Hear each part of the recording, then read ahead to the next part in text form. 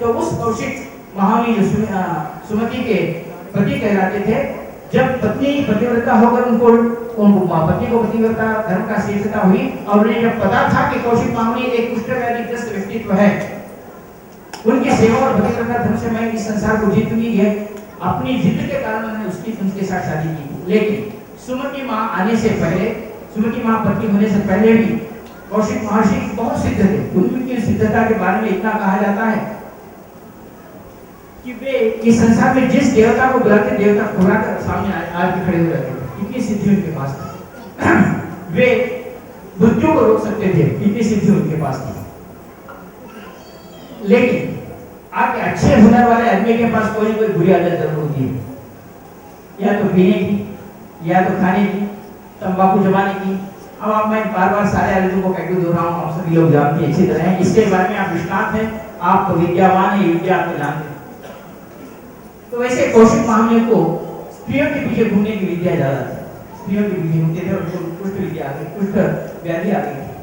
तो उनके पास उस समय हजारों शिष्य रहा करते थे, जो उनको जाकर देखकर देवताओं को बुलाने की क्रिया करते थे। दिन ब दिन उनकी कुष्ठ व्याधि से शरीर पीड़ित होते गया। शरीर पीड़ित होने गया तो उससे इतनी दुर्गंध आती थी कि कोई शिष्य काम करने के लिए रुकना नहीं चाहता था। हजारों शिष्यों से केवल 5 शिष्य हो गए आखिरकार की। और ये इतनी गालियां बकते थे कि शिष्य कोई सुनता तो दूसरा अपना कान मूंछ ले, इतनी गालियां देते थे। मैं तेरे को वो विद्या दिया हूं, वो स्थिति दिया हूं, मेरी सेवा नहीं करता क्या, किसकी आया है, क्या है। यानी जितनी भद्दी गालियां संसार में होती है वो सारी भद्दी गालियां दिया करते थे। और किसी न किसी लड़की को सामने ला के देने की बात करते थे शिष्य को। शिष्य कब तक बेचारा सहन करे। बहुत सारे शिष्य चले गए, केवल 5 शिष्य रह गए। 5 शिष्यों में भी एक बार क्या हुआ, इनका घर भेज दिया और एक लड़की को लाने के लिए गए। तो आखिर में परिस्थिति ऐसी हो गई कि घर भेज दिया, दाल भेज दिया और लड़की को लाने गए। घर गया, सब गया, तो शिष्य कहाँ रहे? आश्रम भी भेजे गया, गाँव में भी भेजे गए। बोले हे प्रभु, अब सब गया, हम कहाँ रहेंगे? ना आपने हमारा घर छोड़ा, आप लड़कियों के लिए ना तुम्हारा घर छोड़ा, अब तो हम घरहीन हो गए हैं, हमें कैसा करना, क्या करना चाहिए? अरे बोले तेरे को पता नहीं, यहाँ से 5 किलोमीटर एक पहाड़ की कंकराएं हैं, वहाँ एक नाला बहता है, वहाँ अच्छी गुफा है, चल वहाँ जाके रहेंगे। प्रभु आप तो रहेंगे, हमारी स्थिति क्या? तुम्हारे गुरु तुम्हारे शिष्य बनकर आखिर हमारी स्थिति ऐसी आ गई कि हम जंगलों में जाकर गुफाओं में रहने लगे। उसमें से 2 शिष्य कट गए, 3 शिष्य रह गए जो गुरु के प्रति बहुत निष्ठावान थे। बोले चलो गुरु करेंगे। गुरु को बोले लेने किसी, जब गुरु के पास जाते थे उनकी शरीर से दुर्गंध छूटती थी, उनको लेना मुश्किल का काम था। फिर भी उनको एक गाड़ी पे बिठा के, कोई गाड़ी वाला उनके पास आने के लिए तैयार नहीं। आखिर में कहा प्रभु इतनी दूर कहाँ जाते हैं, यहाँ थोड़ा सा श्मशान है, श्मशान में बैठ जाएंगे, कहीं श्मशान में रात गुजारेंगे। श्मशान में गए तो श्मशान का चांडाल था, उसने देखा अरे आदमी किसको ले गया, इतना दुर्गंध क्या है, क्या है, सुअर मरा है, क्या मरा है? उसने कहा कि कौशिक महामुनि आए, इतना दुर्गंध, अरे इसको ले जाओ, इसको यहाँ कहीं बुलाए, इसको श्मशान में रहने के लायक भी नहीं, इसे ले जाओ। चांडाल भी रखने के लिए तैयार नहीं था, लेकिन ये महाराज स्वस्थ थे। बोले यहाँ कोई लड़की मिलती है श्मशान में। और शिष्य क्या करे? शिष्य को तो शिष्य का अपना धर्म था, वो शिष्य धर्म कहाँ तक निभा था? पाप बेचारा वो तो तंग हो गया था। आखिर चांडाल ने कहा इसको निकाल लेते हो या मुझे कुछ करो, मैं फेंक दूं इनको ले जाके, यहाँ चिता जल्दी चिता में फेंक देता हूँ। आखिर कौशिक मुनि की स्थिति ये आ गई तो दूसरे क्या हुए? बोले शिष्य प्रार्थना गुरु के प्रति निष्ठावान थे, बोले गुरु को छोड़ दो, हमारे हम किसी भी तरह से सुबह तक रात में सोने की आज्ञा है, रात में सोने की आज्ञा तब देता हूँ, ये लड़की को ना मांगे, ये बात पहले कर लो। वो गुरु के चरण छुए और बोले प्रभु आज एक रात के लिए, कल जाएंगे पहाड़ खतराओं में, आज एक दिन के लिए आप लड़की मत मांगो, नहीं तो यहाँ से भी निकाल देगा, मुझे रहने के लिए जगह नहीं। कौशिक महाराज ने कहा सारे तुम गलत शिष्य है, कोई गुरु का कार्य नहीं करते। शिष्य ने सुन लिया, फिर भी कहा रोक के किसी भी तरह रोके, और वहाँ सुबह हुई तो कंदराओं के लिए चल गए। चले जाने के बाद जब वहां गए तो उन्हें क्या उस जंगल में बैठे रहे, बोले मेरे को वो खाना नहीं लाया, ये खाना नहीं। अब ये कंदरा गुफा में कल तक अच्छे खाते थे, अब कंदमूल मिलने लगे, वो कंदमूल खाते तो तुम्हारे जैसे बेकार शिष्यों के मिलने से मुझे आज ये कंदमूल खाना पड़ रहा है। मैं अच्छा होता तो कितनी सिद्धियों के साथ खाता था। अब धीमे धीमे उनकी सिद्धियां चलने गई। 3 शिष्यों में से 2 ही शिष्य रह गए, एक शिष्य छोड़ के चले गए। इनके पास तो इस गुरु के पास नहीं रह सकते, वो चला गया। और इन शिष्यों ने जब इनकी सेवा शुश्रूषा करनी शुरू कर दी, बाद में इनको पता चला सिद्धिमान पुरुष तो थे ही कौशिक महामुनि, तो उन्होंने सुमति को अपने पत्नी के रूप में वर्ण किया। वो किस तरह का वशीकरण था, उन्होंने सुमति को अपने उपवास किया जो पतिव्रता धर्म को निभाना चाहती थी। केवल कौशिक महामुनि के साथ सुमति थी और वो 2 शिष्य थे। आखिर तक ये हुआ कि एक दिन वो बैठे बैठे उन कंदराओं की गुफाओं में बैठे हुए थे और सुमति माता को इतना सताया करते थे लोग कि इतना सताया करते थे कौशिक महामुनि कि वो पतिव्रता धर्म नहीं माना चाहती थी। पतिव्रता धर्म के लिए उसकी परीक्षा इतनी ली उन्होंने कि वो खाना खाते तो एक को खाया और अपने मुंह से थूक देते थे और कहते थे कि मेरी सेवा कर और तेरी साड़ी पहनी हुई जैसे उससे मेरा एक कुष्ठ व्याधि का जो भी हुआ है उसको बोल दे। इतना सताया कि लेकिन वो पतिव्रता धर्म के कारण उनकी सारी सेवा शुश्रूषा करते थे। और ये दो शिष्य देखते थे और कहते थे माता किस तरह तुमने इस ऐसे पति को वर्ण किया है, किस लिए आई हो? हम किसी भी तरह की सेवा करके जीते थे, आप क्यों आए? तो उन्होंने कहा कि जब तुम शिष्य धर्म निभा रहे हो तो मैं भी देखती हूँ कि जब आप में इतनी सहन शक्ति है तो गुरु के सेवा करने से, पति की सेवा करने से हम इंद्र के भी पृथ्वी को, सूर्य को अगर हम रोक सकते हैं, ऐसा कहा गया है, सारी प्रकृति को अपने कंट्रोल में ले सकते हैं, तो देखेंगे कि इसमें इस क्रिया में शक्ति है या नहीं। और कौशिक महामुनि के दोनों शिष्य करते थे। एक दिन हुआ क्या कि ये बैठे थे तो उतने में घोड़ों के टापों की आवाज सुने आई। कौशिक महामुनि रोज गालियां देने वाली पत्नी को उन्होंने बोला प्राणप्रिय इधर आओ। पहली बार उनके मुंह से जीवन में उन्होंने ये सुना कि प्राणप्रिय। बोले पति इतना स्वार्थी यार, मुझे प्राणप्रिय बुला रहा है कि बात क्या है, कहिए क्या बात? बोले तू तो जानती है मैं इस संसार में कैसा हो गया हूँ, कैसा आदमी था, कितना सिद्ध पुरुष था, कितने महल घोड़े गाय शिष्य थे, आज मेरी स्थिति को तो देख रही है किस तरह मेरी स्थिति हो गई है।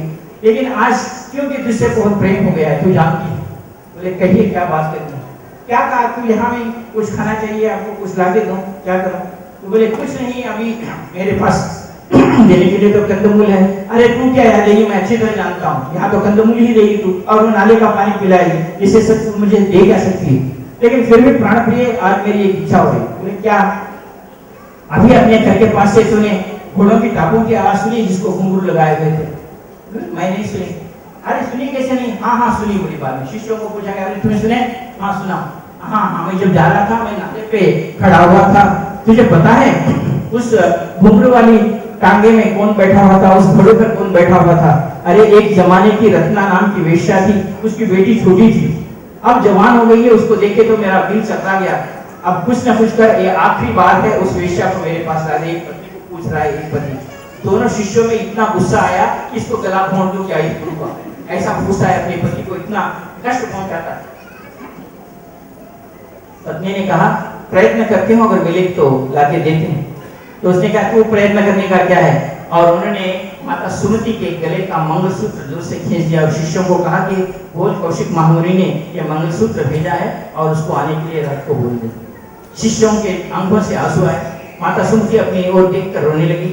उन्होंने कहा कि अगर देना है तो ले जाओ, वो आती है तो मेरा कोई ये नहीं है। शिष्यों को भेजा। जब वो वेश्या गई और उन्होंने बात कौशिक महामुनि वो कुष्ठ व्याधि वाला हम नहीं आएंगे, हम नहीं आएंगे, ऐसा उन्होंने कहा। ये बात इतनी तक चली कि मेरे पास दास दासियां नहीं है, तुम दो शिष्य और सुमति माता मेरे पास 5 साल तक दासी तत्व करते हैं, तो आज रात में एक दिन उसके पास आने के लिए तैयार है। क्या करें शिष्य, क्या करें वो माँ? उन दोनों ने जाकर कहा कि हम इस चीज को तैयार है उसकी आज रात की। वो कह रहा है कि मैं बावला हो गया हूँ, तुम अगर उनको नहीं लाती हो तो मैं यहाँ छटपटा कर मर जाऊंगा और उसका पाप तुम्हें लगेगा, शिष्यों को भी और पत्नी को भी। उन्होंने वो बात मान ली और उसके पास सुमति के पास सुमति ने कहा कि तेरी दास्यत्व हमें मान्य है। तो कही कि मैं उसके पास नहीं आऊंगी, तुम्हें उसे मेरे पास लाना होगा। और सुमति माँ और 2 शिष्य रात में उसको टोकरी में बिठा कर ले जाना चाहते थे। उतने में मृकंड महर्षि एक जंगल में फांसी की सजा से लटक रहे थे, जो उनके नीचे कोई लकड़ी हो गई थी और अंधेरे में न दिखने के कारण वो टोकरी हट गई और मृकंड महामुनि एकदम उनको फांसी लग गई जो शाप थे। और उन्हें शाप दे दिया कि कल सुबह तक तेरा पति सूर्योदय से पहले मर जाएगा। बाद में यह सत्य अनसुई की बात गई, अनसुया माता ने रोका, सारे देवताएं प्रसन्न हुए और उनके मरण को रोका गया। जब मरण को रोका गया और कौशिक महामुनि सिद्ध होकर बाहर आए, उनको इनकी सारा शरीर दिव्य हो गया और कहा कि केवल शिष्य धर्म और पातिव्रत्य धर्म के लिए हजारों शिष्यों में से मेरे साथ केवल 2 शिष्य रहे और एक पत्नी रही। मैं इस संसार में तुम्हें कहता हूँ कि जब तक कल्पवास हो, मैं भगवान नारायण के चरणों में प्रार्थना करता हूं कि आप उनकी सेवा में उनके पास रहेंगे, या मैं गुरु का आशीर्वाद देते हुए इन 2 शिष्यों को और पत्नी को आशीर्वाद देता हूं जो उनके साथ है। मैं योग्य गुरु हूं, मैं ये कार्य करता हूं और मैं ये कार्य करके बताता हूं। कौशिक महामुनि ने उनको आशीर्वाद दिया। उन 2 शिष्यों में सुमति माँ ने कहा कि मैं अगर पातिव्रत्य धर्म में इतनी श्रेष्ठता है तो मैं आपको ही पति रूप में चाहती हूँ। दोनों शिष्यों में से एक शिष्य ने कहा इतनी बड़ी बात भगवान विष्णु से बढ़कर क्या होता है, आपने भगवान विष्णु का पद दे दिया है, मैं चले जाता हूँ। लेकिन एक शिष्य ठहरा, उसने कहा प्रभु हमें अगर विष्णु पद मिलता है तो आप कहाँ रहते हैं? उसने कहा कि आज तक मैंने पत्नी को और जिन शिष्यों को कठोर परीक्षा लेते हुए जो कष्ट पहुंचाए हैं उसका ऋण मुझे चुकाना, इसलिए मुझे पृथ्वी पर ही रहना पड़ेगा। मैंने तुम्हें परीक्षा के माध्यम से जो कष्ट मैंने पहुंचाए हैं उस कष्ट को सहने के लिए मुझे पृथ्वी पर रहना पड़ेगा। तो आखिरी वाला शिष्य कहता है प्रभु फिर ऐसी स्थिति ऐसा विष्णुपद मुझे किस लिए चाहिए? अगर मेरे परीक्षा के कारण मेरा गुरु दुखी होता है तो ऐसी परीक्षा क्या और परीक्षा देने के लिए तैयार हूं। आप ये वचन दो कि आप किसी प्रकार का कष्ट अनुभव नहीं करेंगे, मेरे बदले आप स्वर्ग में जाकर रहो, मैं इस कष्ट भोगने के लिए यहाँ तैयार हूँ। और ऐसे शिष्य को देखकर साक्षात आनंद हुआ। और उससे ही इस संसार में अगर आप नाम जानते हैं तो रामदेव की काल में पुंडरीक नाम का एक विष्णु स्वरूप एक व्यक्ति हुआ, जिसे पुंडरीक के नाम से आज भी तिलक लगाया जाता है, पौंडरीक कहते हैं इसे। और पुंडरीक शिष्य हुआ तो कौशिक महामुनि के शिष्य थे, जिसने गुरु की शुश्रूषा की। ये सारी बातें हुई, होने के बाद जो शिष्य धूर्त था दूसरा, वो वाला था कि गुरुजी अगर आप इतना सब कुछ है, ये सारी बातें शिष्य क्यों है? परीक्षा करते हैं तो हमें अगले जन्म में जाकर इसका फल भोगने के लिए क्यों छोड़ते? इस जन्म में ही इसका फल देते तो बहुत अच्छा था। अब हम अगला जन्म कब आए, कब देखे हमारे को, और ये सारी चीजें हुई तो कब होगा? आप इस संसार में कष्ट भोगे हैं तो अभी फल दे दो ना, अभी परीक्षा लेके पास करते हैं तो अभी सर्टिफिकेट दे दो ना। लेकिन उन्होंने कहा मैं ऐसा गुरु हूँ, अगर किसी को पता चल जाए कि सारा सरेंडर करने से गुरु की सेवा आप ही तक करने से स्वर्ग मिलता है, इंद्र भगवान को मिलता है, तो हर एक आदमी अपना सब कुछ छोड़कर मेरे पास आएगा और फल अभी पूछेगा। अगले जन्म की बात करूंगा तो कोई नहीं आएगा, इसके लिए जन्म में फल देने का फल अगले जन्म में होगा, सृष्टि इस जन्म में होगी। इसलिए गुरु कोई भी फल देने से पहले विचार करता है, अगर मैं आप लोगों को आपका सब कुछ मुझे समर्पण कर दो, मैं आपको धनवान करोड़पति बनाऊंगा, तो आप सब कुछ आके मेरे पास रख देंगे और बोले प्रभु करोड़पति कब बना रही? मैं अगर बोलूंगा कि तुम्हारे करोड़पति अगले जन्म में बनाऊंगा तो कोई नहीं आएगा।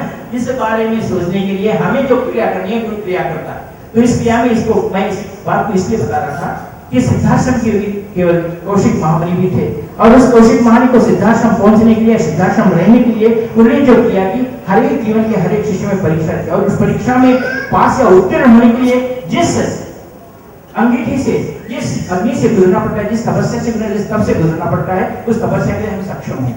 और गुरु सक्षमता के लिए इस सिद्धाश्रम की साधना होता है। गुरु जी को पता है